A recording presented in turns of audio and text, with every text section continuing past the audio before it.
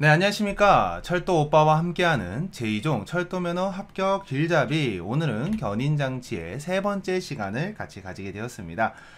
저번 시간에는 저희가 유도 전동기가 어떻게 움직이는지, 그리고 견인장치에 있는 그 주회로 장치들, 그러니까 예를 들면 견인전동기, 컨버터, 인버터 역할들, 그 다음에 각종 차단기들에 대해서 알아봤는데요. 오늘은 이제 본격적으로 견인장치가 어떻게 제어되고, 그거에 따라서 어떻게 동력이 움직이는지에 대한 이제 회로도 과정을 배울 겁니다. 이 부분은 사실은 조금 쭉 할까 생각 중이었었는데 파트를 조금 두 개로 나눠서 진행을 할 예정입니다. 원래 이 견인장치 제어를 이제 한 번에 쭉 하려고 했었는데 생각보다 양도 많고 여러분들한테 설명해드릴 게 좀 더 많기 때문에 반으로 나눠서 진행된다라는 점 여러분들이 기억을 해주셨으면 좋겠습니다. 자, 오늘은 이제 견인장치의 제어 첫 번째 개요부터 해서 한번 진행해 보도록 하겠습니다. 견인장치의 제어 했을 때 견인장치 제어는요, 주 변환 장치로 첫 번째 운전 방향의 선택, 동력 운전 또는 전기 제동을 결정, 유도 전동기를 제어, 그리고 견인장치를 보호한다. 이 총 네 가지에 대한 얘기가 나오는데 이 얘기에서 많이 이제 바꾸게 하는 게 동력 운전 또는 뭐 전기 제동을 뭐 회생 제동 뭐 또는 공기 제동 이런 식으로 바꿔버려요. 그래서 이거 조금 조심해 줄 필요가 있겠고요. 그러니까 이 주변전 장치 하는 친구는 간단해요. 운전 방향 앞으로 갈 거야, 뒤로 갈 거야. 두 번째, 역행 쓸 거야, 제동 쓸 거야. 그러니까 이제 우리 흔히 말하는 D단나 뜰 거야, 아니면 이제 브레이크 밟을 거야, 이런 거죠. 그 다음에 유도 전동기를 제어하는 거죠. 이제 더 빨리 돌릴 거야, 천천히 돌릴 거야. 견인장치를 보호한다. 이거는 이제 흔히 말하는 뭐 OVCRF, 우리 저번 주에 배운 거 이런 것도 있고, 뭐 FC 같은 친구 또는 L1, L2, L3 이런 친구들처럼 차단기 같은 친구들이 있겠죠. 이런 친구들이 견인장치의 제어를 하는 총 4가지의 역할을 가지고 있다. 그래서 주변단 장치의 제어는요, 장치 내에 내장되어 있는 견인 제어 장치, 트랙션 컨트롤 유닛, 이제부터 우리는 TCU라는 말로 줄여서 얘기를 할 겁니다. 견인 제어 장치에서 제어를 하게 되겠고요. TCU는 블라블라블라블라블라블라 하는데요. 여기까지는 이제 무슨 얘기냐면 말 그대로 TCU는 주간적, 우리가 땡기는 이거 마스콘 이렇게 생긴 거, 아니면 이렇게 생긴 거 있죠. 이렇게 손잡이 자꾸 이렇게 드륵 미는 거 있잖아요. 이렇게 드륵 해서 이제 발차 하면서 이제 밀 때 그런 거 쓰는 이제 주간 제어기, 그다음에 제동 제어기, 우리 여기 이렇게 생긴 게 이제 따닥 따닥 해서 이제 이렇게 제동 잡을 때 타닥 타닥 하면서 잡잖아요. 네, 그런 제동 제어기의 제어 신호로 차량의 상태 및 주변의 여건들을 고려해서 마이크로 프로세서, 마이크로소프트가 아니라 마이크로 프로세서입니다. 그래서 아무튼 뭐 이런 과정을 거쳐서 연산된 신호로 제어를 한다는 겁니다. 말 그대로 전기 신호를 받아서 견인 제어가 장치가 움직인다라고 봐주시면 되는 거예요. 그러니까 TCU가 머리입니다. 흔히로 따지면 동력 운전하는데 필요한 머리의 역할을 해준다라고 생각을 해주시면 되고요. 운전 준비의 완료, 이제 이게 조금 중요합니다. 운전 준비가 완료됐습니다. 즉 열차를 잘 살렸습니다 라는 말은 뭐냐면요, 전 차선의 전원이 급전이 돼서 펜터그래프가 1차적으로 상승을 해야 돼요. 그리고 MCB 투입을까지 해줘야 운전 준비가 완료되었다. 그래서 여기까지가 기동 완료라고 말을 합니다. 그래서 여러분들이 나중에 열차를 이제 살린다라는 표현을 많이 쓰는데, 이제 열차 시동을 걸 때 관제실에서 이렇게 많이 얘기를 합니다. 네, 관제실에서 알립니다. 열차 네, 급전 완료되었고 열차 기동하세요 라고 하게 되면, 네, 몇 열차 기동하겠습니다 라고 하면 우리 제동연대 투입하고, 그 다음에 MC기 투입한 다음에 우리 ACM 공기 충기한 다음에 판상승합니다, 판상승합니다 라고 하면 이제 판상승하죠. 그래서 판상승하고, 그 다음에 MCB 투입합니다, MCB 투입입니다 라고 한 다음에 MCB 투입까지 하는 거를 뭐라고 하냐, 기동했다라는 말을 씁니다. 즉 열차가 살아있는 상태예요. 뭐예요? 전기를 잘 받아들이고 있는 상태인 겁니다. 그러고 나서 보조전원 장치가 가동해서 압축 공기, 각 기기가 정상적인 상태로 운전 제어 가능한 상태를 운전 준비 완료라고 합니다. 즉 기동을 완료했다는 것은 펜터그래프와 MCB 투입까지 하면 되고요. 그 다음에 운전 준비가 최종적으로 완료된 것은 SIV, 시브 아닙니다. SIV가 가동을 해서 공기도 찌고 열차 전등도 들어오고 에어컨도 작동하고 하는 상태, 즉 언제든지 손님을 태울 수 있는 상태가 된다라고 하면 운전 준비의 완료라고 생각을 해주시면 됩니다. 아시겠죠? 네, 여기는 이 정도로만 넘어가도록 하겠습니다. 자, 견인 장치를 제어하는 기기는요, 총 3가지예요. 첫 번째 TCU, 그 다음에 주간 제어기, 제동 제어기. 네, 이거 3가지입니다. 그래서 여러분들이 이제 보시는 것처럼 TCU, 주간 제어기, 제동 제어기에 대해서 각각 이제 하나씩 이제 보게 될 건데, 이 부분에서는 이제 더 뭐 얘기할 게 사실 별로 없어요. 여기서는 이제 뭐가 구성이 되어 있다라는 부분이기 때문에 그냥 여기서 이렇게 보시면 되는 겁니다. 제어하는 기기에는 이런 게 있고요. 뭐 여기다 이제 하나 뭐 4번 뭐 넣을까요? 저라면 뭐 가장 비스무리한 거니까 뭐 ECU 이건 나중에 여러분들이 배우실 텐데 이제 제동 이거는 이게 제동 제어기예요. 제동 제어기. 아, 뭔 소리야? 제동 제어기가 아니야. 이거 ECU가 이제 뭐냐? 일렉트로닉 브레이크 컨트롤 유닛이에요. 그래서 ECU라고 하고요. 뭐 이런 친구도 있고. 또 여러분들 헷갈릴 수 있는 게 뭐 비상 루프 막 이런 것들 뭐 이런 것까지 안 나올 것 같긴 한데 아무튼 이런 식으로 견인 장치를 제어하는 기기에는 TCU 머리 쓰는 놈 주간 제어기, 땡기는 놈 제동 제어기, 브레이크 쓰는 놈 이 세 가지가 제어를 한다 생각해 주시면 되고요. 제어차에 각종 버튼이 있는데 이렇게 생겼습니다. 여러분들이 이제 보실 FTS에서 볼 친구들인데 RS 자동 복귀하는 친구죠. 그래서 MCB OS, RS, CS 이거 가장 많이 할 거예요. 여러분들이 이제 MCB 차단이 됐든 뭐 어떤 기기에 어떤 고장이 발생하게 되면 일단 MCB부터 차단하고 나서 다시 복귀할 때는 RS를 쓰는 편입니다. 그 다음에 차량 차단 스위치 VCOS에서 이거는 비클 컷아웃 스위치예요. 비클이 이제 차량을 비클이라는 말을 쓰고요. 열차를 할 때는 이제 트레인이라는 말을 쓰기 때문에 유닛이라는 단어를 많이 쓰기 때문에 비클은 차량, 유닛이 약간 열차의 개념이라고 봐주셔도 될 것 같습니다. 그래서 VCOS는 고장차를 개방한다. 무슨 소리냐? 이 고장차 안 쓸 거예요 라고 하는 거고요. 차량 차단 복귀 스위치 VRS 이거는 잘 안 쓰는데 고장 차량의 개방을 복귀합니다. 이거는 뭐 이제 고쳐고 나서 이제 쓰는 건데 FTS에서는 굳이 쓰지 않으실 거고요. 그 다음에 실제 열차에서는 만약 VCOS까지 취급을 한 상태면 그냥 그 열차 그대로 가시면 됩니다. 대부분은 열차가 자동적으로 개방이 되기 때문에 그냥 개방된 그대로 가주시면 된다고 생각해 주시면 되세요. 그래서 이제 이 고장차를 개방한다는 건 이제 깡통차를 만든다 라고 해주시면 좀 더 여러분들이 외우시기 좀 더 편하시겠죠. 기억을 해주시면 되겠고요. 자, 그 다음에 보시게 되면 주간 제어기에는 전기동차의 운전 방향을 결정하는 전후진 핸들이 있고요. 동력 운전을 제어하는 동력 핸들이 있고 동력 핸들에는 기관사 안전장치 DSD는 뭐냐면 드라이버 세이프티 디바이스예요. 이제 또는 우리 예전 말로 하게 되면 데드맨 장치라는 말을 쓰게 되는데 데드맨 장치라는 말도 많이 쓰게 됩니다. 데드맨 좀 무서운데요 선생님? 맞아요. 죽은 사람 죽은 사람이 아니라 즉 기관사가 열차를 운행할 수 없는 상황이 발생을 하게 되면 열차가 자동적으로 정차를 하는 시스템, 그것이 바로 데드맨 스위치 또는 DSD 기관사 안전장치라는 말을 쓰게 되는데요. 이거에 대해서 잠깐 여러분들에게 조금 얘기가 조금 바깥으로 셀 수 있겠지만 그래도 여러분들이 심심해 하시는 것 같아서 얘기를 하게 되면요. DSD 종류에는 여러 가지가 있습니다. 여러분들이 하고 있는 FTS 같은 이제 곳에서는 많이 쓰는 게 이게 동력기 이렇게 열차 이렇게 1, 2, 3, 4단 이렇게 써져 있겠죠. 1, 2, 3, 4 이렇게 써져 있는 친구는 여기 이렇게 핸들이 달려 있고 여러분들이 이렇게 손을 이렇게 잡을 거예요. 그래서 이렇게 손을 턱 놔둘 거예요. 이렇게 손을 이렇게 턱 놔둬서 얘가 무게에 따라서 이렇게 살짝 기울어져야 됩니다. 아래로. 그러고 나서 당겨야지 당겨지거든요. 이걸 만약 당기지 않은 상태에서 사실 당겨도 상관없는데 어떻게 되냐면 그러면 안전운행합시다. 안전운행합시다라고 하면서 한 3번 반복하다가 비상이 걸려요. 이렇게 되어 있는 DSD가 있고요. 두 번째 DSD는 제가 운전하고 있는 열차는 어떻게 되냐면 원핸들 방식인데 이렇게 되어 있어요. 그래서 원핸들 방식인데 이게 아래 이렇게 살짝 되어 있거든요. 그래서 얘를 손잡이를 잡고 딱딱하면서 눌러줘야 돼요. 눌러준 상태에서 당겨야지 역행이 가고요. 만약 당긴 상태에서 빡 가게 되면 제가 운전하는 열차는 삐 소리가 납니다. 그래서 삐 소리가 나다가 5초 후에 하게 되면 풀제동이 걸려요. 아이고. 이런 식으로 되는 경우 FSB가 있고요. 그 다음에 다른 외국에서는 발판이 있어요. 어떤 게 있냐면 이제 이렇게 열차 운전을 하게 되면 열차 운전대가 이렇게 있겠죠. 그리고 이렇게 있고 여기 뭐 의자가 있고 이렇게 발을 이렇게 놔두잖아요. 그러면 여기에 진짜 발판 같은 게 있어요. 그래서 이렇게 발판을 이렇게 한 번씩 눌러줘야 돼요. 꾹 눌러줘야 돼요. 아니면 계속 누르고 있거나 안 그러면 열차가 가지 않는 그런 발판 방식도 있고 KTX 같은 경우에는 이제 옛날 KTX 1 같은 열차에는 이렇게 밥상머리처럼 되어 있는 판이 있는데 거기에 위에 이렇게 버튼이 양옆에 끝에 달려있거든요. 그래서 여기를 이렇게 버튼을 콕콕콕 눌러줘야 돼요. 1분에 한 번씩. 그리고 아래 발판도 있어요. 그래서 발판을 1분에 한 번씩 눌러줘야지 비상정차를 하지 않습니다. 처음에 이제 안 누르면 뭐 1분 후에 이제 안 누르잖아요. 그러면 이제 안전운행합시다 말은 멘트가 나올 거고 그 다음에 안 되면 바로 비상을 때리는 걸로 알고 있어요.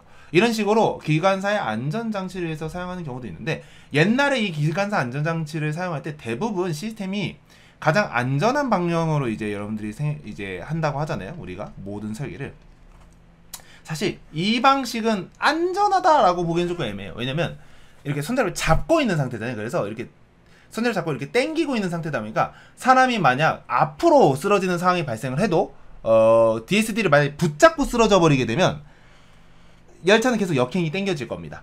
근데 그래서 선생님이 하는 이 원핸들 방식이 좀 좋은 게 뭐냐면, 원핸들 방식은 옆에서 그려드릴게요. 이렇게 되어 있고 이렇게 되어 있거든요. 그래서 이게 앞으로 뒤로 가는 방식인데 여기가 브레이크예요. 그러니까 앞으로 밀어야 브레이크가 되고 뒤로 당겨야 엑셀 P단이 되는 거거든요. 그래서 사람이 만약 앞으로 이렇게 열차 운전하다가 앞으로 고꾸라졌어요. 그러면 어떻게 돼요? 드르륵 하면서 브레이크 가는 방향으로 걸리게 됩니다.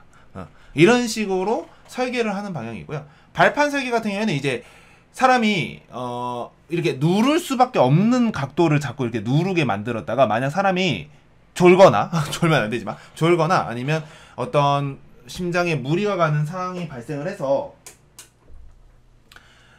발판을 밟을 수 없는 상태가 발생을 한다. 그렇게 되는 경우에는 이제 발판에서 발이 떼지게 되면서 그런 압력을 이용하는 방식으로 이제 DSD가 작동을 하는 거고요. 이런 식으로 여러 가지로 기관사 안전장치가 되어 있다라고 봐주시면 될 것 같아요. 아무튼 DSD가 있고요. 제동 지역에는 제동 핸들의 조작에 따라 핸들 축에 연결된 캠의 움직임에 의해서 전기 저점 여더다 제동 제어 신호를 인통선을 보내거나 제어 장치 회로를 개폐한다. 이건 뭐 뒤에서 나오긴 할 텐데 뭔 소리냐면, 얘가 드드드득 잡을 때 이렇게 여러분들이 제동을 이렇게 브레이크를 잡든 엑셀을 잡든 이렇게 딱 잡게 되면 그거에 따라서 그 캠이 움직이는 거에 따라서 제동이 걸리거나 이제 엑셀이 잡힌다, 뭐 이런 걸 얘기를 하는 겁니다. 그래서 이제 첫 번째 주간 지역이 이렇게 생긴 친구였죠. 이렇게 딱 눌러야지 얘가 이렇게 탁 잡히면서 이렇게 당길 수 있는 거잖아요. 그래서 주간 지역이 친구는 전후진 핸들, 동력 핸들에서 운전 방향과 동력 운전을 제어하는 기관사 안전 장치는 주행 중에 손으로 동력 핸들을 항상 아래로 누르고 있어야 장치의 작동을 막을 수 있는 방식입니다. 그래서 전후진 핸들 킬이 여기 이렇게 딱 꽂아주고 이렇게 전후진 핸들 전진 이렇게 해준 상태에서 누르고 쫙 당겨주면 열차가 가는 방식인 거죠. 그래서 주간 지역의 구성을 보시게 되면 전후진 제어부가 있습니다. 여기 이거. 자, 안 보이죠? 아이고. 여기 이 친구예요. 전후진을 앞으로 갈지 뒤로 갈지 중립에 놔둘지에 따라서, 중립은 오프라고 많은데 뭐 여기는 N단으로 되어 있을 거예요. 그래서 전진, 후진, 중립, 그리고 차단은 이제 창 한 다음에 이제 탁 키를 뽑을 수 있는 곳이거든요. 여기 키를 뽑을 수 있는 공간이 이제 전후진 제어 핸들부의 중앙이다라고 봐주시면 되겠고요. 작용은 전기동체 운전방향 결정하고 견인 제어 전원 1선에서 2선으로 가는 친구입니다. 이게 1선이고요. 이게 2선입니다. 보면 여기 MC키 이렇게 있죠? 그래서 이렇게 갈 때 쓰는 친구다. 이쪽으로 가면 이제 여러분들 우리 흔히 말하는 선은 MCB 투입 과정이죠. 7선, 8선. 자, 여기서 문제. 7선은 뭐라고요? 교류는 홀수를 좋아해. 교류로 갈 때. 8선은 직류. 로 갈 때 쓰는 친구라 했었습니다. 이 정도까지는 여러분들이 하나하나씩 알아두면 좋겠죠? ATC 장치에도 전원을 공급을 한답니다. 이 친구가. 그리고 동력 핸들과 함께 동력 신호를 TCU로 보내는 등 전기 회로를 개폐하는 역할까지 한다. 제가 전후제 핸들은 이렇게 앞으로 가냐 뒤로 가냐에 따라서 견인 제어 전원을 넣어주고 빼주고를 해준다라고 봐주시면 되겠고요. 자, 두 번째로는 주간 제어기 구성부의 두 번째 동력 제어부라고 보실 수 있는, 동력 제어부는 뭐 간단합니다. 이제 흔히 말하는 땡기는 부분이죠. 그래서 동력 핸들은 0단에서 4단에 5개 위치가 있고요. 전후진 핸들의 전진 또는 후진 위치 하면 4선 5선이 가압이 돼요. 여기 보면 이거는 여기서 안 보일 거긴 하겠지만 아무튼 이쪽에 이제 나중에 이렇게 하게 되면 전원선이 이제 4선 5선 이렇게 가압이 되거든요. 그거에 따라서 이제 가게 되는데, 선생님이 알기로는 전진이 4선, 후진이 5선인 걸로 알고 있어요. 그래서 4선 5선을 가압을 하게 되면 운전 방향 결정한 다음 동력 핸들을 일단 4단 위치로 옮기면 동력 제어선 11선. 이거는 외우기 쉬워요. 우리 투핸들이잖아요. 그쵸? 투핸들. 그래서 동력선은 11선. 엑셀, 브레이크 이렇게 두 개 잡잖아요. 이렇게 돼. 그래서 발차하면 이렇게 하잖아요. 그래서 투핸들이다. 그래서 11선은 동력 제어선. 핸들의 위치에 상응한 동력 제어 신호를 TCU에 보내고요. 뭐 동력 핸들츠는 뭐 기어에서 회전하는 장치가 전이적인 뭐 이렇게 생긴 친구인데, 이제 여기서 중요한 거는 출력을 34선, 35선으로 보낸다고 합니다. 증폭선을. 그래서 TCU로 보낸다고 합니다. 그러니까 말 그대로 뭐 인코더라는 거는 이제 흔히 말하는 우리 디코더, 인코더라는 말을 쓰는데, 인코더는 조합한다고 생각을 해주시면 되고요. 그래서 전이차게 뭐 동력 제어 신호를 이렇게 만들어서 변조를 시켜서 증폭을 시킨다고 한다면 디코더는 분해하는 방식이에요. 전이차게 동력 제어기로 반대로 이렇게 분해하는 걸 디코더라고 합니다. 아무튼 뭐 그런 거고요. 그래서 34선, 35선으로 증폭을 한다. 여기서 지금 문제 나올 만한 걸로 그냥 찍은 겁니다, 여러분들. 그래서 뭐 읽으시면 되는데 사실 TCU에서 가장 중요한 건 여러분들 우리가 아무리 이거 제어선 알아도 어차피 열차 운전할 때 이거 생각하면서 운전하나요, 여러분들? 난 생각하면서 운전 안 할 것 같은데. 그래서 생각하면서 운전하는 기관사는 별로 없다. 그렇지만 우리가 지금 뭐 하기 때문에 면허 따야 되니까 배우는 거다라고 생각해 주시면 되세요. 그래서 TCU에서는 동력 제어 신호의 출력, 응화 중 신호 연산해서 주변 장치를 보내서 유도 전동기를 제어한다. 동력 크기를 결정할 때는 이제 여러 가지 정보값을 가지고 주변 장치로 보낸다라고 생각을 해주시면 되겠습니다. 마지막으로 기관사 안전장치부, 이거는 이제 드라이버 세이프티 디바이스 DSD라고 해서 이렇게 꾹 누르는 방식이었죠. 기관사에게 발생할 수 있는 불의의 사고에 대비해서 설치한 장치입니다. 그래서 DSD는 동력 핸들에 연동되어 있어서 전기동차가 주행 중에는 동력 핸들 항상 적당한 압력으로 누르고 있어야만 DSD가 작동하지 않게끔 되어 있습니다. 여기 눌러야 이게 접점이 착 하면서 붙거든요. 그게 붙어있지 않으면 뭐가 돼요? 경고방송이 송출됩니다. 안전운전합시다. 안전운전합시다. 또는 안전운행합시다. 이런 식으로 단어들이 좀 다릅니다. 그래서 그리고 약 5초 후에 전 차량의 자동으로 비상제동이 체결이 되게 됩니다. 그래서 이 DSD는 기관사의 안전을 위해서 사용하는 건데 뭐 여러분들 많이 들어보셨겠지만 이제 이게 누르는 게 굉장히 귀찮아요. 그리고 여러분들도 나중에 수동도 계속 FTS는 40분 운전하지만 기본적으로 여러분들이 코레일이나 뭐 석유공 다른 뭐 기타 등등 회사를 가시게 돼서 만약 수동 운전을 하게 된다 그러면 기본 승무 시간 운전하는 시간이 1시간 30분에서 2시간 정도 걸려요. 그리고 여러분들 뭐 고속열차 같은 운전하면 서울에서 부산까지 한 2시간 반 3시간 정도 걸리잖아요. 그럼 다 운전을 해야 됩니다. 그럼 이거 진짜 아프거든요, 여러분들. 개인적으로 이렇게 운전 계속 하다 보면 힘들어요. 그래서 뭘 하냐면 여기다 가방을 승무 가방 같은 거 걸거든요. 이제 여러분들 가방 들고 다닐 거예요. 만약 이제 여러분들이 기관사 되시면 이거 가방 보면 딱 좋거든요. 근데 이제 제가 운전하는 원핸들은 가방을 걸 수가 없어서 온전히 손으로 눌러줘야 되는 아픔이 있지만 이것도 누가 뭐 말했다 하지 마시면 안 됩니다. 뭐 철도 오빠가 얘기했다 이런 거 얘기하시면 안 돼요. 이 원핸들은 어떻게 되어 있냐면 누르는 방식이다. 그래서 여기를 고무줄로 이렇게 찡찡찡찡 주시면 이렇게 딱딱 눌러서 DSD가 작동을 안 합니다. 그런 것도 있고요. 뭐 여기 핫투팩 끼시는 분도 계시고 뭐 케이블 타이 쓰시는 분도 계시고 별 이제 방식이 있는데 하지 마세요. 하면 안 됩니다. FTS에서 귀찮다고 막 이제 꺾고 이렇게 하시면 안 됩니다. 아시겠죠? 네, 그렇기 때문에 하지 않았으면 좋겠고요. 여기 가방 걸지 마세요. 아시겠죠? 네, 기억을 해주시면 좋겠고요. 그 다음에 이제 주간제어기 취급은 어떻게 되냐? 주간제어기 취급은 주제어키, 마스터 컨트롤 키. 너무 길다. 우리 뭐라고 할 거예요? MC키라고 할 겁니다. 이렇게 생겼고요. MC키 이렇게 생겼고, MC키 이거 잘 보시면 어떻게 되냐면, 그러면 똑같이 그려볼게요. 자, 이렇게 되어 있고, 요렇게 되어 있고, 여기 사이에 이렇게 살짝 되어 있고, 이렇게 원통형으로 되어 있잖아요. 여기 하나 뚫려 있네요, 구멍. 자, 이 부분이 어떻게 되냐면 이렇게 아래서 본 걸로 그려드릴게요. 이렇게 하게 되면, 아이고 씨, 요런 식으로 되어 있어요. 그러니까 여기가 텅 비어 있어요. 그래서 여기에 탁 그 홈에 맞게 이렇게 끼일 수 있거든요. 탁 꽂고 착각 돌려버리게 되면 오른쪽으로 90도 회전을 하면 전후진들의 전진에서 후진 또는 후진에서 전진 위치를 바꿀 수 있게 풀려요. 이게 만약 전진 위치에 있을 때 여러분들이 키를 뽑으려고 하잖아요. 안 뽑혀요. 해보세요. 몇 번 실수한 적이 있어서 선생님도 잘 알아요. 그래서 꽂고 나서 전진 후진으로 바꾸면 뭐 한다? 안 된다. 기억을 해주시면 되겠고요. 전후진 핸들의 전진 또는 후진 위치에서만 동력 핸들의 1단 4단 취급이 가능해요. 그래서 전진 핸들이 중립의 위치에 있으면 동력 핸들은 안 움직입니다. 그런 식으로 안전장치가 되어 있다고 생각하면 되고요. 동력 핸들 위치가 제로의 위치에 있을 때만 전후진 핸들로 운전 방향을 바꿀 수 있다. 무슨 소리냐? 여기에다 놔둬야 역행이 땡기고 있지 않아야 전진, 후진으로 바꿀 수 있다라는 거죠. 아시겠죠? 기억을 해주셨으면 좋겠습니다. 자, 이제는 제동제어기에 대해서 이제 배울 건데요. 제동제어기는 브레이크 컨트롤러 이렇게 생겼어요. 제동 핸들. 이거 뽑으면 생각보다 무겁거든요, 여러분들. 그래서 나중에 여러분들 무기로 사용할 수 있다. 그래서 제동 핸들. 여러분들이 이제 누가 여러분들을 괴롭혀요. 예를 들면 이제 기관사실에 있는데 막 누가 막 문을 콱콱콱 들으면서 야 기관사 나와! 라고 하게 되면 제동 핸들을 자연스럽게 뽑아서 들고 딱 앞으로 나오시면 됩니다. 그러면 이제 당황을 할 거예요. 기관사가 날 패려고 하네 라고 하면서 생각하시겠지만 아무튼 그만큼 굉장한 무기다. 여기가 굉장히 무겁습니다. 나중에 FTS 할 때 장난 치시면 안 돼요. 이거 진짜 발에 떨어뜨리거나 손에 찌면 진짜 아프거든요, 여러분들. 조심하셔야 됩니다.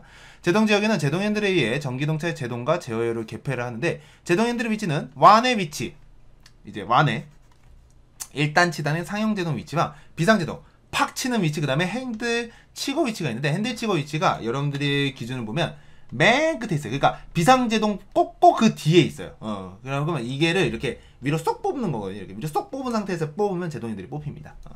그래서 제동 제어기는 제동핸들 위치에 따라서 제동 제어를 하고, 축전지 접촉기 배터리 케이를 투입시켜서 직류호선 103선을 연결을 해줍니다. 첫 번째, 제동핸들을 끼는 순간 배터리 K가 투입이 된다. 그때 말했죠. 제동핸들 투입하면 103선 투입된다 했었죠. 이거 운전실 선택 회로를 안 가져와서 좀 아쉽긴 한데, 배터리 이제 103선 가압 회로를 가져오게 되면 여러분들이 나중에 기억을 하실 거예요. 그래서 직류 모선 축전지 연결하고 제어 운전실을 선택합니다. HCR, TCR 뭐죠? 이거 헤드, 테일이라고 했었죠. 그래서 헤드 컨트롤 릴레이, 테일 컨트롤 릴레이. 너가 전부 운전시, 너가 후부 운전시, 이거 결정할 때 쓰는 저희 계정기라고 했었고요. 그 다음에 ATC, ATS 저항과 복귀에 관련된 회로를 개폐합니다. 이 지금 그래서 ATC 관련된다고 했었죠. 그 다음에 마지막 비상제동 루프 회로를 구성해서 비상제동을 완화하는 제동 작용이 있다. 가장 중요한 제동 7단 위치에서 비상제동 루프가 풀립니다. 무슨 소리냐면, 비상제동 루프라는 친구는 이제 여러분들이 전에 제가 설명을 안 했을 것 같긴 한데, 비상제동 루프 회로라는 말 자체는 뭐냐면요,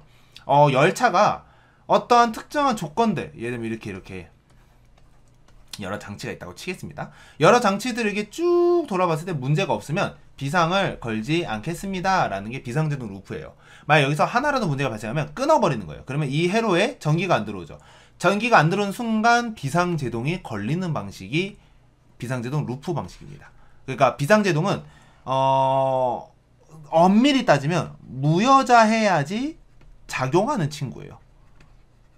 그래서 열차의 전기가 끊어지거나 뭔가 안 좋은 상황, 그러니까 열차를 멈춰야 되는 상황이 발생하게 되면 비상제동에 들어가는 전기가 끊어져서 비상제동이 체결되는 방식입니다. 이게 바로 비상제동 루프 회로라고 하고요. 이런 루프 회로가 이제 세이프티 방식으로 운전 방식으로 작용하는 친구다라고 생각해 주시면 되겠습니다. 그래서 총 4가지 제동 제어기는 축전기, 저축기, 배터리 K 투입시키고 제어 운전시 선택하고 ATC 전환과 복귀에 관한 회로를 개폐하고 비상제동 루프 회로를 구성한다 정도까지만 기억을 해주셨으면 좋겠습니다. 뭐가 많아요. 그쵸? 얘기할 게 많아서 그래요. 자, 선생님도 힘듭니다. 그렇지만 여러분들한테 알려드리기 위해서 계속해서 얘기를 하고 있는 상황인 거예요. 오늘 좀 하다가 제 생각엔 직류까지 보고 싶긴 한데, 거길 끊고 제 생각에는 회로 쪽을 그냥 따로 보는 방향으로 하도록 하겠습니다. 오늘은 조금 개호 쪽만 조금 더 알아보고 전체적으로 어떻게 작용하는지를 보고 나서 그 다음에 들어가면 좋지 않을까 싶긴 합니다. 너무 많이 가게 되면 여러분들 또 머리 터지잖아요, 그죠? 그래서 보도록 하겠습니다. 제동 지역이 브레이크 컨트롤러, 이제 전기 제동은요 중요합니다. 상용 제동, 이거 진짜 어떻게 많이 말하냐면요, 뭐 상용 제동이 아니라 뭐 비상 제동, 보안 제동에서도 작용한다 뭐 이렇게 하는데, 아닙니다. 상용 제동, 즉 흔히 사용하는 제동할 때 1단에서 7단 사이에서 쓸 때만 작용을 하는 친구예요. 그래서 전기 제동의 제어는 제동 핸들을 제동 위치로 하게 되면 주변한 장치 내 TCU에 전기 제동 신호 10선을 주고 제동 제어 장치 EOD, 죄송합니다. ECU 아니에요. 말을 잘못했어요. EOD에 제동 핸들의 위치에 따른 상응한 상용 제동 제어 신호 27, 28, 29선이 가게 됩니다. 이거는 나중에 여러분들이 제동 파트에서 꼭 기억을 해야 되는데 27, 28, 29 27, 28, 29 이거는 꼭 기억을 해주시면 좋아요. 그리고 전기 제동 신호는 10선입니다. 10세가 아니라 10선이에요. 그래서 아까 동력선은 몇 선이라고 했었죠? 11선. 이거 두 가지는 기억을 해주시면 좋겠죠. 그리고 제동 제어기 장치는요, 제동 핸들로는 상용 제동 제어 신호와 공기 스프링 에어에 검출이 된 응하중 신호를 받습니다. 그래서 이 EOD라는 친구는요, 제동 제어기에서 오는 신호, 응하중 신호 두 가지가 오는데, 응하중 신호는 말 그대로 열차에 위에 이게 스프링이 달려 있어서 사람이 졸라 많이 타요. 그러면 스프링이 뿌듯하겠죠? 그러면 이거에 따라서 사람이 많이 탔구나를 판단하는 것이 응하중 신호이고요. 만약 사람이 적게 타면 또 스프링이 쫙 펴지겠죠? 그거에 따라서 제동 패턴을 만들어서 TCU로 보낸다 라고 하는 겁니다. 그래서 제동 제어 신호 플러스 응아중 신호를 받아야 제동 패턴, 브레이크 패턴이 발생을 한다라고 봐주시면 되는 거예요. 그래서 TCU는 제동 제어 장치에서 온 제동 패턴의 크기를 기준으로 유도 전동기를 제어하고 전기 제동력을 제어를 하게 됩니다. 그래서 유도 전동기에서 형성된 전기 제동력의 출력 신호는 TCU로 다시 피드백이 돼요. 이제 야 전기 제동 이 정도 쓰는 거 맞아? 라고 피드백이 되고 TCU에서는 제동 제어 장치로 피드백, 그러니까 피드백해서 제동 제어 장치 EOD라는 친구가 뭐 하는 거예요? 얘가 제동이 잘 들어갔나? 안 들어갔나를 확인을 하는 것이죠. 여기서 우리가 이 제동 제어 장치 EOD라는 친구는 흔히 말하는 전기 제동에 대해서 제어권을 가지고 있는 친구는 아닙니다. 무슨 소리냐면 주변한 장치가 제동을 이만큼 전기 제동을 줄 수 있다라고 알려주면 얘는 그거에 대해서 계산할 뿐이에요. 전기 제동을 최종적으로 권한을 가지고 있는 사람은 주변한 장치가 가지고 있습니다. 이만큼 들어가야 된다. 그래서 제동 제어 장치 너 얼만큼 할 수 있는데 나 이만큼 줄 수 있어 라고 하면서 하는 방식이에요. 다시 얘기를 하자면 이 친구는 공기 제동에 대해서 조금 더 탁월한 친구, 주변 장치는 동력 플러스 전기 제동을 걸 때 탁월한 친구라고 조금 여러분들이 구분해서 봐줄 필요가 있습니다. 얘가 전기 제동도 거나요? 얘가 전기 제동 걸지는 않습니다. 전기 제동 거는 거는 유도 전동기 쪽에서 주변한 장치를 통해서 거는 거지, 전기 제동 제어 장치 EOD라는 친구는 오로지 공기 제동에 좀 더 탁월한 친구예요. 그렇게 기억을 해주시면 되겠습니다. 그래서 이 피드백이라는 시스템이 있는 이유도 그런 거겠죠. 왜냐면 전기 제동을 거는 친구가 따로 있는 거니까. 그래서 제동 제어 장치에서는 제동 패턴과 전기 제동의 피드백 신호를 비교하여 피드백 신호의 크기와 제동 패턴보다 작으면 각자의 전공 부분에서 공기 제동 이 말이 너무 길고 여러분들한테 사실은 조금 이해가 안 돼서 그냥 이렇게 가져왔습니다. 자, 전기 제동 생성 가능량, 즉 전기 제동이 나 한 예를 들면 자 필요한 제동량 한 100으로 잡겠습니다. 근데 전기 제동 생성 가능량이 예를 들면 한 120 정도 된다고 칠게요. 그러면 전기 제동이 더 많이 생성할 수 있죠. 그러면 오로지 다 전기 제동을 쓰지는 않습니다. 왜냐면 맨 마지막 열차 멈출 때는 공기 제동을 써야 되기 때문에. 그래서 전기 제동을 한 얘한테서 80을 쓰고 공기 제동 한 20. 진짜 뭐 95에서 5도 씁니다. 거의 그 정도로. 그러니까 필요한 제동이 100이면 120을 다 쓰는 게 아니라 한 95만큼 써주고 그리고 나머지는 공기 제동을 쓰는 거예요. 왜냐면 전기 제동으로만 열차를 멈출 수 없기 때문입니다. 그렇기 때문에. 그래서 근데 만약 전기 제동 생성 가능량이 한 80, 근데 필요 제동이 100이에요. 그러면 전기 제동이 한 80 걸리겠죠, 똑같이. 그러면 공기 제동이 한 20 정도 걸리는 겁니다. 전기 제동은 충분히 쓸 때는 쓰지만 공기 제동이 좀 더 올라가게 된다. 공기 제동은 좀 더 거들어주는 면이 더 강합니다. 단 언제는 공기 제동을 그냥 오로지 쓰냐면요, 비상 제동, 보안 제동일 때는 공기 제동만 씁니다. 그렇기 때문에 전기 제동은 상용 제동, 그러니까 흔히 말하는 우리가 제동 핸들을 1단에서 7단 사이에 놔뒀을 때만 전기 제동이 들어가는 거고요. 공기 제동은 말 그대로 언제? 비상 상황 때 그냥 공기를 빡 써서 멈춰야 돼요. 그때만 딱 써주는 게 공기 제동이라 생각을 해주시면 되는 겁니다. 그래서 생성 가능량에 따라서 전기 제동이 더 많이 쓰이냐 덜 쓰이냐의 차이예요. 아시겠죠? 그래서 그 기억을 해주시면 좋겠고요. 자, 이제 TCU에 대해서 이제 한번 알아보도록 하겠습니다. TCU는요, 주변한 장치에 내장되어 있고, 뭐 16비트, 뭐 32비트 차단기 있고요. 뭐 그래요. TCU라는 친구는 말 그대로 뭐라 아까 머리라 했었죠. 똑똑한 친구예요, 이 친구. 이 친구가 다 제어를 합니다. 뭘로? 전기적인 제어를 하는 친구라 생각하시면 됩니다. 기계적인 제어를 하는 친구는 아니에요. 이 친구는 전기 신호를 통해서 제어하는 친구이기 때문에 총 4가지를 합니다. 이거 앞에서 나왔어요. 첫 번째, 견인 회로를 구성해주고 운전 방향을 결정해줘요. 두 번째, 동력 운전 시 동력의 크기 결정하고, 세 번째, 제동 시 전기 제동의 크기 결정하고, 네 번째, 견인 장치의 보호를 해줍니다. 이거랑 우리 맨 처음 앞에서 이거 견인 제어 장치에서 주변한 장치가 하는 거랑은 조금 다릅니다. 자, 보세요. 견인 장치에서의 제어에서 주변한 장치는 운전 방향 선택, 동력 운전 전기 제동 결정, 유도 전동기 제어, 견인 장치 보호죠. 그런데 TCU는요, 견인 회로의 구성과 운전 방향 결정, 동력 크기 결정, 전기 제동 크기 결정을 해주는 거예요. 앞에 거는 어디로 쓸 건지, 전기 제동을 쓸 건지, 동력을 쓸 건지를 결정해 준다고 한다면 좀 더 큰 범위라면 TCU는 조금 더 세밀한 부분으로 들어간다라고 생각을 해주시면 되겠습니다. 오케이. 그래서 견인 장치의 보호까지 받는 게 바로 TCU의 주요 기능이다 라고 봐주시면 되겠습니다. 이 네 가지는 굉장히 중요해요. 여러분들 기억을 해주세요. 다시 한 번 더. 견인 회로의 구성, 운전 방향의 결정, 동력 운전 시 동력의 크기 결정, 제동 시 전기 제동의 크기 결정. 네 번째, 견인 장치를 보호해준다. 즉 크기, 자 이렇게 보면 되겠죠. 자 먼저 뭐 결정을 해요. 첫 번째 뭐 방향 결정하고, 크기 뭐 동력의 크기, 크기 무슨 크기? 전기 제동의 크기. 마지막으로 보호해준다. 이 정도만 알아주시면 뭐 TCU 여러분들 1, 2, 3, 4번 개까지 나왔는데 쓰면 틀리겠어요 여러분들. 그죠? 기억을 해주면 되겠고요. 아 선생님 이거 뭐예요? 이게 뭘까요?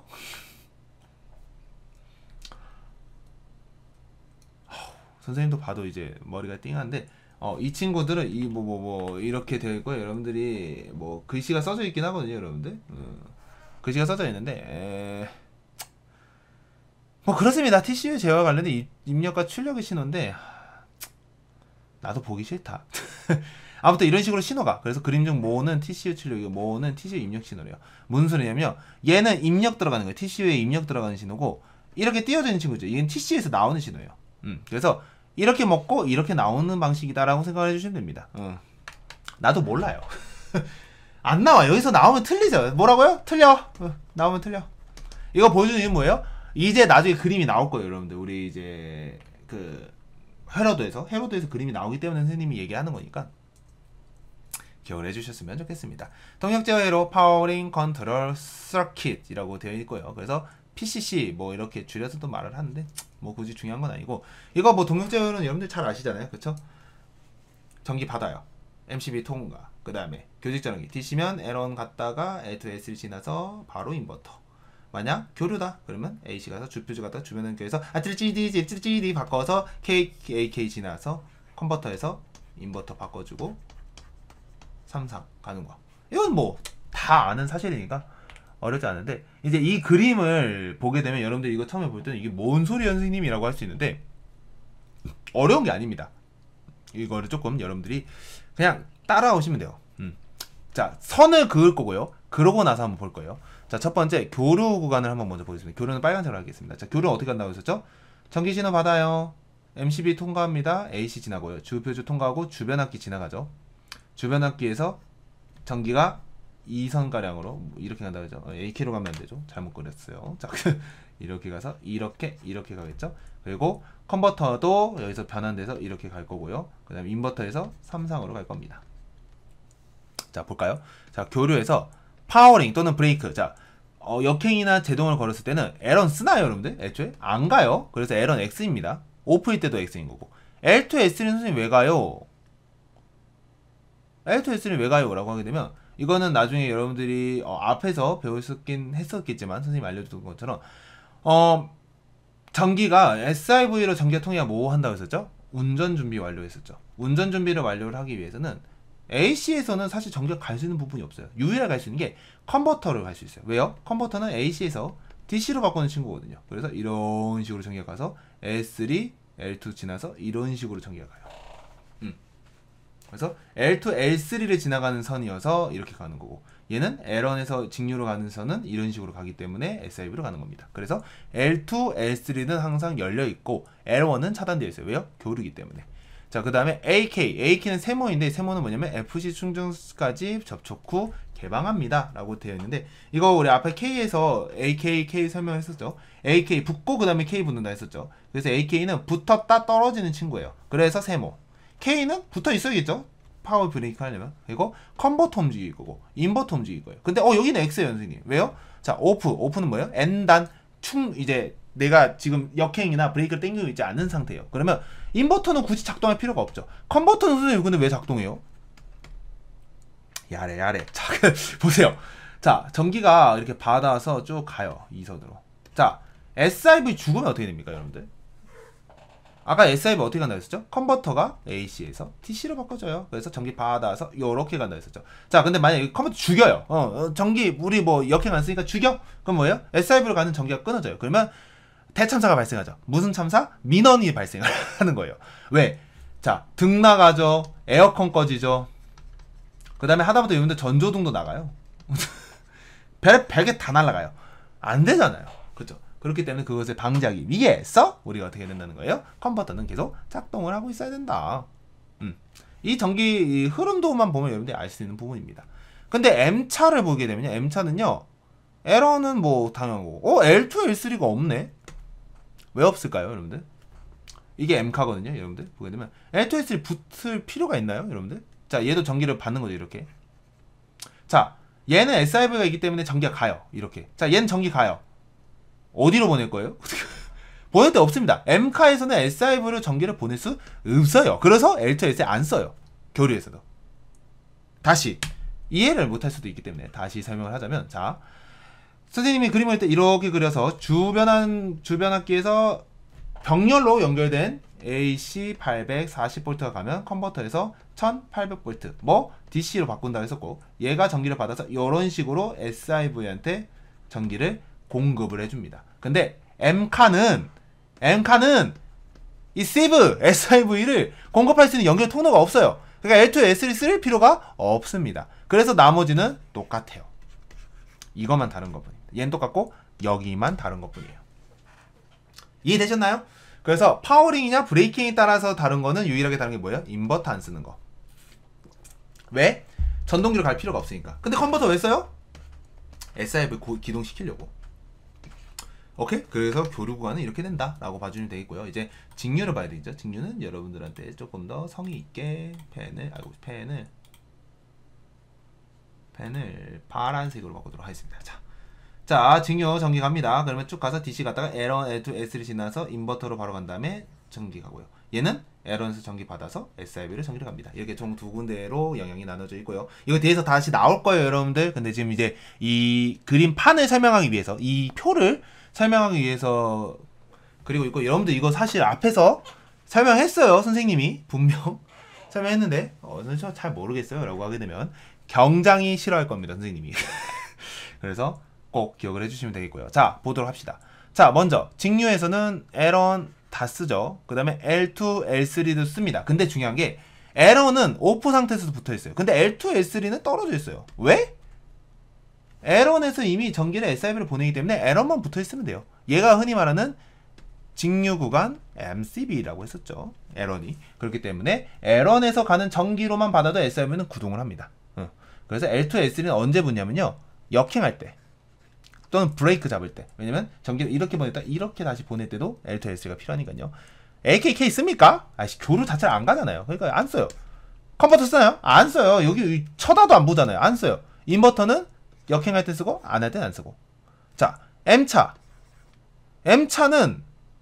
에러님 무슨 왜 투입됐어요? 아니, SIV 투입하면 안 되잖아요. 아이씨, 자식이 내 성과를 모르자. 보세요. 전기 받잖아요. DC 받죠. 그리고 여기도 똑같이 이렇게 DC 받게 되어 있어요. 그래서 이제 전기를 가잖아요. 자, SIV 이렇게 전기 공급됩니다. 자, 근데 여기는 SIV 전기 공급할 게 없죠. 근데 그렇다고 해서 L1이 만약 끊어지면 전기 공급할 수가 없어요. 안 가. 그렇기 때문에 L1은 그냥 항상 투입될 수밖에 없는 거예요, M차에서도. 그래서 그림이 어떠냐? 직류는요 똑같다. 교류는 아유씨, 그림을 잘못 그렸네. 여기랑 여기만 똑같아요. 그리고 여기가 다르죠. 이렇게 봐주시면 되겠습니다. 이 그림이에요. 이거를 이제 설명하기 위해서 이렇게 만든 것 뿐이라는 것만 기억을 해주시면 되겠습니다. 이제 이거에 대해서 이제 자체적으로 선생님이 그림을 그려서 했습니다. 그래서 파란색하고 주황색에 따라서 이제 여러분들이 볼 건데요. 자, 직류구간 운행 시 기동 순서에 대해서 이제 먼저 볼 거예요. 근데 파란색으로 바뀌었네요. 다시 빨간색으로 바꿀까요?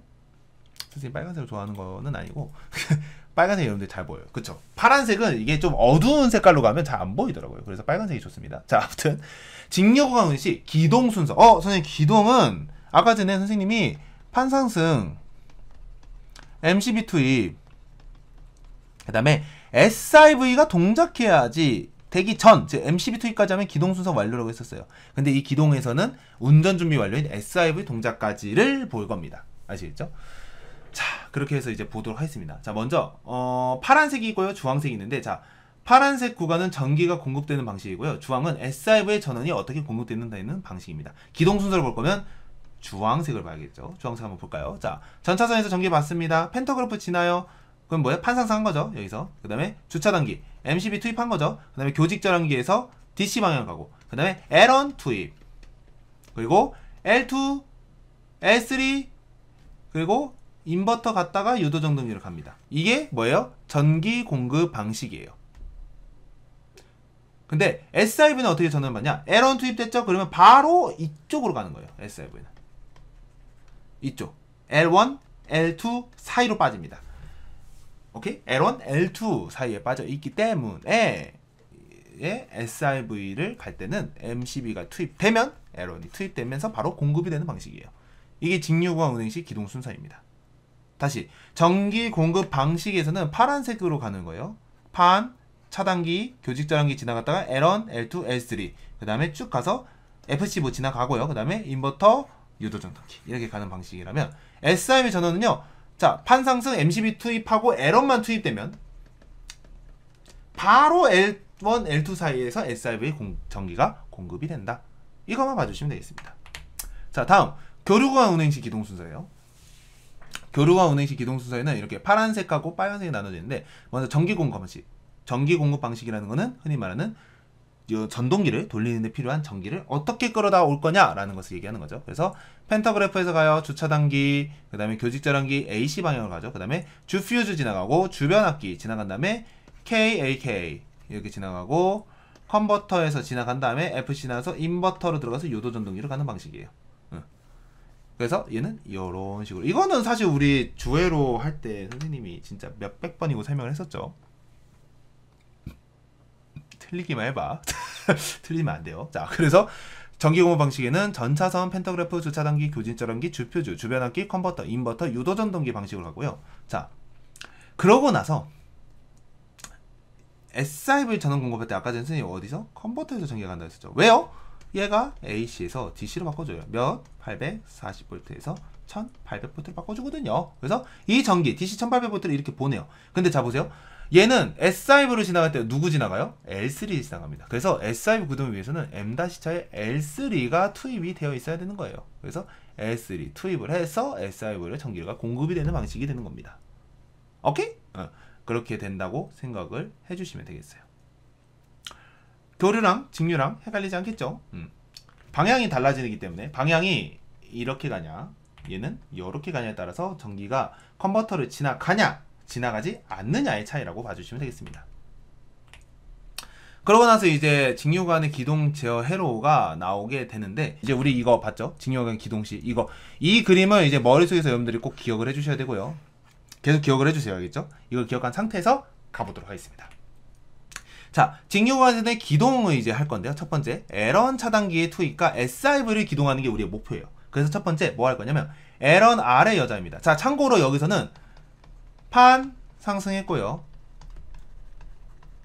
MCB 투입까지 했고, 그 다음에 ADCG는 어디? DC 위치로 있다고 가정을 하고 시작을 할 거예요. 그러니까 이거는 뭐예요? 특고압 쪽이었죠. 그러니까 특고압 파트에서 전부 다 했던 거 다 하고 그 다음 D를 넘어간다고 생각해 주시면 되는 겁니다. 자, 볼게요. 자, 먼저 에러는 투입을 해야 되죠. 왜냐면 우리 그림상에서 기억하죠. 에러는 투입해야지 그림이 가죠. 그래서 자, 보세요.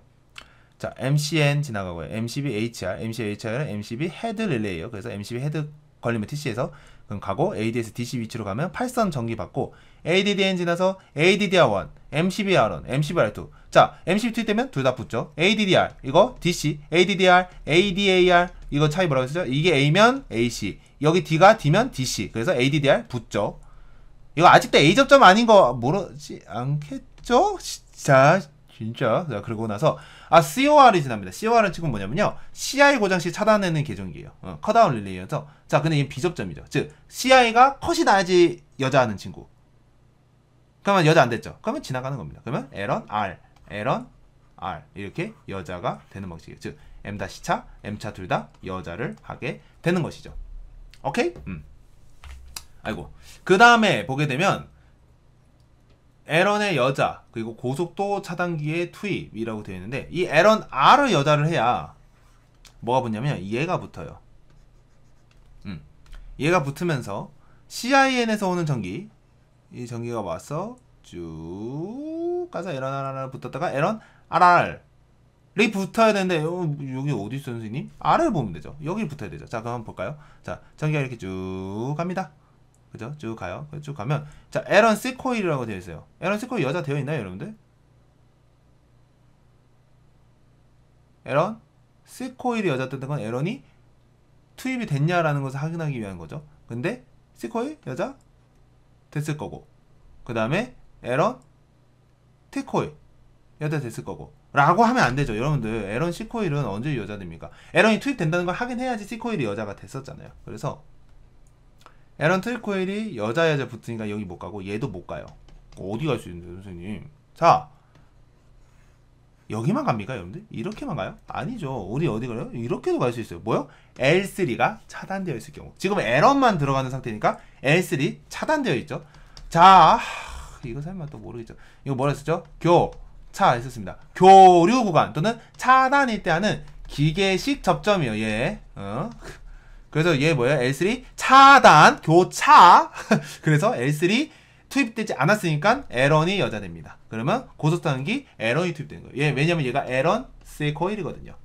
그러면 이제 붙어서 에런 RR 붙고 그럼 이제 이렇게 자기유지 회로가 되겠죠. 아이고. 그러고 나면 에런 RR이 여자 되면서 에런 A의 신호가 통신이 되게 됩니다. 자, 잘 보시게 되면 우리 아까 전에 에런 여자 시켰죠. 그래서 에런이 여자 되니까 에런 C 코일이 얘가 여자 된다는 거예요. 이게 이렇게. 그래서 에런 C 코일 여자 되면 쭉 가요. 에런 T 코일은 차단되어 있습니까? 차단되어 있네. 차단되어 물음표가 아니죠. 차단되어 있으니까 뭐 하는 거예요? 에런 RR이 여자 되는 겁니다. 자, 이 친구가 이렇게 생긴 거예요. 그림이 잘 안 보일 수 있으니까 확대를 하게 되면 이게 여기 있었던 친구, 원래 여기 있던 친구가 붙어서 뭐가 된 거예요? 붙는 거예요. 이 그림을 이렇게 보여주는 겁니다. 오케이? 그래서 붙는다. 그래서 C코일 여자 붙고 에런 T코일이 교차 했으니까 붙어요. 그래서 에런 RR이 여자가 되는 겁니다. 에런 RR이 여자 되면 어떻게 돼요? 이렇게도 전기가 갈 수 있겠죠. 그렇게 돼서 에런 A라는 신호, 즉 에런이 투입됐다는 신호가 에런 A라는 신호입니다. 이 신호가 투입이 되는 거예요. 여기 나머지 이런 것도 볼까요? 이런 거 보면 뭐 RSR 리셋 계정기, 이거는 이제 RSS 취급했을 때 작동되는 계정이기 때문에 책동했으니까 넘어가는 거고, 이 CCOS는 이제 여러분들 뒤에 보면 제어회로 전환 스위치가 있는데 이게 시험, 테스트, 통상, 노멀, 개방, 오픈 이런 대로 조작으로 되어 있습니다. 이거는 여러분들이 쓰실 일은 없어서 나중에 기동할 때만 보실 거예요. 뭐 CCOS 정상 위치 이렇게 확인할 때, 통상 위치일 때, 노멀 위치일 때 확인할 때 쓰는 거니까 그렇게 알아두시면 될 것 같습니다. 자, 그러고 나서 에런 차단기, 이 에런 RR이 여자를 하게 되면 여기 붙겠죠? 그래서 뭘 기동할 거냐? SRB를 기동시킬 거예요. 근데 SRB를 기동시킬 때는 전기만 보내주면 안 되고 전기 신호를 같이 보내줘야 돼요. 무슨 소리냐? 전기 신호로 SRB 너 기동해 이렇게 해야지 기동이 된다는 거예요. 오케이? 기동을 시켜야 된다는 겁니다. 자, 그럼 보죠. AMCN 지나갑니다. AMCN은요, 오토 매뉴얼 체인지 오버 NFB예요. 그래서 얘는 자동 수동 선택 차단기인데 뭐 이런 게 있다고 치시면 재밌습니다. 그래서 AMCN 지나고 BF2, 이 BF2는 베스트 프렌드는 아니지만 너는 비즈니스 프렌드야 라고 하면서 이제 그때 얘기했었던 거 있었거든요. 그게 뭐예요? 이거 BF는 이제 흔히 말하는 그 뒤에 SIB 가기 전에 있는 퓨즈예요. 퓨즈가 날아가 버리면 뭐예요? 접점이 날아가겠죠. 왜냐면 여자가 되는 거니까. 여자 되지 않으면 통과. 왜냐면 우리 A 쌍우 라고 했었죠. 이거 뭐예요? 좌입니다. 좌. 이게 우죠. A 상 우, 이게 뭐예요? A 접점. 그 다음에 B 좌하, B 좌하 여기 있거나 여기 있으면 B 접점. 오케이? 그래서 AMCN 지나고 얘 지나갑니다. 그러고 나서 SRB SR, 얘는 뭐냐면 SRB 정지 계정기예요. 그래서 SRB 고장 시 차단되는 친구입니다. 근데 얘는 지금 SRB가 동작을 하고 있지 않으니까 뭐예요? 떨어져 있겠죠. 그래서 우리는 뭐예요? 에런 RR로 가는 거예요. 에런 RR로 가서 SRB한테 뭐 TC T1차 SRB 기동 신호를 입력을 시켜주는 겁니다. 오케이? 아, 그래서 에런 RR까지 여자를 시켜주는 거구나 라고 봐주시면 되는 거예요. 자, 그러고 나서 이제 두 번째, 자, SRB까지 기동했어요. 그러고 나서 뭐 할 거냐면 시퀀스 유지 계정기 SQHR을 여자를 시켜줘야 됩니다. SQHR은 시퀀스 테스트 헤드 릴레이고요. SQAR이 있는데 AR은 억설트 릴레이, 시키스 시험 보조 계정기입니다. 얘가 얘가 보조라고 생각해 주시면 됩니다. 자, 뭐 CCOS는 여러분 잘 보시죠. CCOS는 이제 아까 제가 말했던 건 뭐 이렇게 돌리는 친구인데 이 돌리는 친구 사진을 안 가져와서 아쉽네요. 아무튼 그래서 이 CCOS 친구의 이제 시퀀스 릴레이도 계정기를 시켜야 되는 게 이 친구가 붙어야 나중에 여러분들 뒤에 보시면 아시겠지만 기동할 때 마지막으로 최종적으로 SRB 기동되고 유도 전동기나 L1, L2, L3 붙는데 필요한 친구가 되기 때문에 필요한 겁니다. 그래서 SQN 이거 딱 봐도 뭐 시퀀스 차단기겠네. 그리고 유명한 스위치죠. 테스트 스위치. 이거 테스트 스위치 양호라고 하잖아요. 테스트 스위치 있는지 그때 하는 겁니다. 얘 눌려 있으면 뭐예요? 쭉 이제 가서 SQR1은 여자를 시켜버리기 때문에 안 됩니다. 그래서 테스트 스위치 눌러버리면 안 된다. 그래서 테스트 스위치가 떨어져 있는 경우, 그럼 이쪽으로 안 가겠죠? 그럼 이쪽으로 안 가요. 그러면 뭐야? CIN에서 전기를 받겠죠. CIN에서 전기를 받아요. 그러면 얘 가면 이렇게 전기가 바로 갑니다. 그래서 이제 막는 거예요. 그래서 CIN에서 전기를 받게 되면 CCOS 스위치가 노멀 위치에 있어야 돼요. 이거 보는 거 선생님 잘 모르겠어요 라고 하는데요. 자 보세요. 그림 보는 거 간단해요. 자 오프 테스트 위치에 있으면 자 이게 이 강이라고 생각하면 돼요. 이렇게 강. 자 강이 세 갈래가 있어요. 자 첫 번째 오프 지나가려고 해요. 강에 띄울 뗏목이 없어요. 그럼 뭐예요? 못 지나가는 겁니다. 테스트에 있어요. 뗏목이 없죠? 못 지나가는 겁니다. 노멀이 있어요. 뗏목이 있네. 그러면 이렇게 지나가는 겁니다. 그래서 SQR1 이거는 이제 나중에 여러분들 SQ 이거 돌리는 거 있거든요. 그거는 이제 검수원들이 쓰는 거여서 여러분들이 쓰는 거 아니에요. 그래서 SQR1 지나가면 COR 이거 아까 전에 뭐라고 했었죠? 컷 아웃 릴레이라고 했었습니다. 그러니까 이제 흔히 말하는 차단, 고장 차량이 발생해야지 여자하는 친구예요. 고장이 발생해야 여자하는 친구다.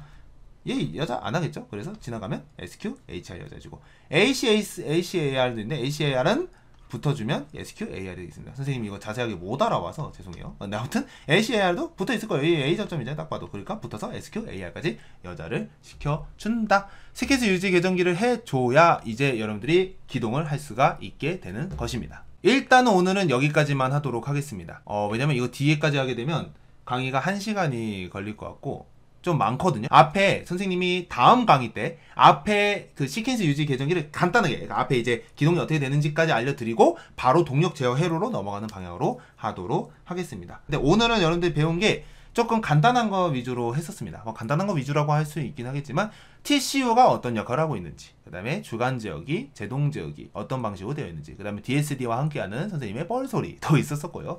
그 다음에 이제 기동할 때 필요한 거 직류 구간 이거 한 번만 정리하겠습니다. 그거는 오늘 필요한 거는 필요한 거니까. 자 앞에 뭐 TCU 이거는 여러분들 가장 중요한 거 총 4가지 역할이 있었다고 했었죠. 이것만 기억하면 됩니다. TCU 첫 번째 뭐예요? 운전 방향 결정. 우리 뭐 해서 뭐 결정한다 했었잖아요. 또 결정해요. 근데 크기를 결정하네. 뭐 동력의 크기를 결정해요. 크기 결정해요. 제동 뭐 전기 제동의 크기를 결정해요. 그 다음 마지막 4번째는 보호해줘요. 뭐 장치를 보호해줘요. 이렇게 외워주면 되는 겁니다. 오케이? 운전 방향 결정하고 동력 크기 결정하고 전기 제동 크기 결정하고 장치를 보호한다. 이게 TCU의 역할입니다. 근데 플러스 여기는 견인 회로를 구성한다까지 있었죠. 이거랑 비슷한 듯 안 비슷한 친구가 이제 견인 장치의 역할 1, 2, 3, 4가 있었는데 얘는 운전 방향 결정해 주고요.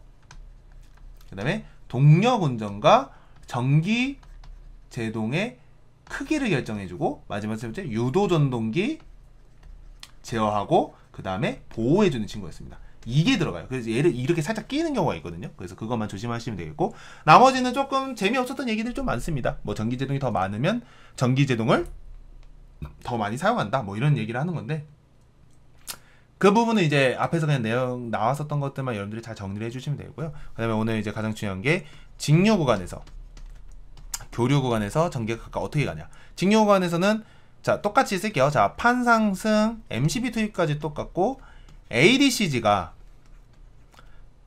DC로 가냐 AC로 가냐 다르죠. 교류는 AC로 가게 되면 DC부터 할까요? 직류부터 할게요. 직류하게 되면 L1, L2, L3 그리고 나서 인버터 그리고 마지막으로 전동기로 갑니다. 근데 L1, L2 사이에서 SIV 전기를 공급한다고 했었죠. 그래서 L1만 투입돼도 SIV 전기가 공급된다 라고 말했었고요. 그 다음에 AC로 가는 친구는 조금 복잡했습니다. 주퓨즈 지나가고 그 다음에 MT 주변압기 지나간 다음에 K 접촉기 지나가고 컨버터 지나가죠. 그리고 인버터 지나가고 전동기를 지나가는데 컨버터에서 전기가 나와서 L3 방향으로 나와서 SIV에 전기를 공급하기 때문에 컨버터는 항상 작동을 해야 된다. 왜? SIV가 떨어지지 않게 하기 위해서. 단 M카, M차에서는 컨버터 굳이 계속 작동할 필요 없겠죠. 그래서 L3도 안 붙는다 했었습니다. 단 DC 구간에서는 L1은 계속 붙어 있어야 되죠. 계속. 왜? 얘가 SL을 자꾸 공급을 하는데 플러스 M차에서는 애초에 L1, L2, L3를 지나가니까 L1이 계속 투입이 되어 있어야 된다고 했었습니다. 그래서 우리가 아까 전에 앞에서 쭉쭉쭉쭉 헤로드로 봤는데 그거는 다음 시간에 또 좀 더 자세히 보는 방향으로 하도록 하겠습니다.